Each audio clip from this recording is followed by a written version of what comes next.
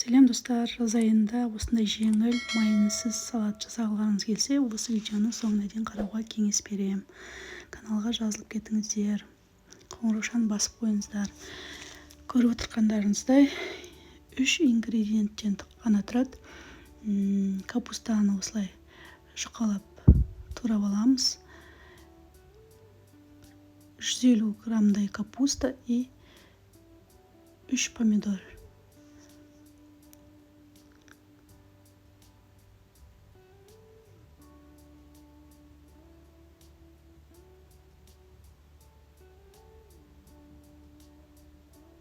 Сосын көріп отырғандарыңыздай, бұл салаттың ерекшелігі тұз бен шекер. Бір қаншалықты тұз салсаңыз, соншалықты шекер салып, сосын жарты шай қасық уксуспен осылай араластырып аламыз.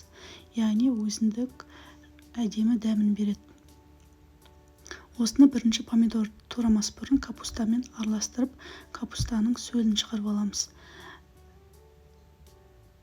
Осылай сығып араластырып қойып қоямыз. Помидор турағанша бұл өзіне тұзы сіңіп әдемі болып тұрады.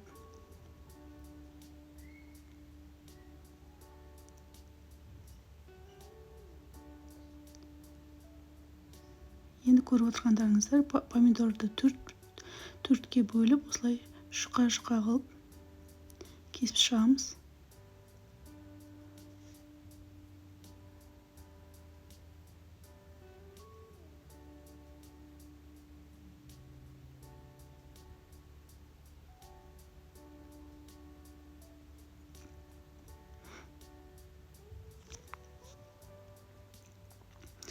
Енді байқағандарыңыздай, тағы да жуаны өте жұқа қылып тураймыз.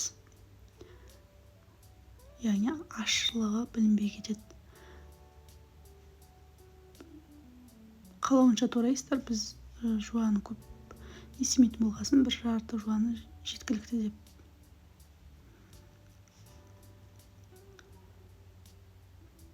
Өте жұқа, жіңішке қылып турайсыздар. Міне енді тұзы жаңа салынды. Мынау зәйтүн майы 2 ас қасық құямыз. Жақсылап араластырамыз. Қалауларыңыз бойынша басқа дәмдеуіштер салуға болады. Мен қарабұрыш салдым. Майонезсіз әдемі, дәмді, ең бастысы пайдалы, оңай дайындалатын салат. Жасап көріңіздер, ас болсын, каналға жазылуды ұмытпаңыздар.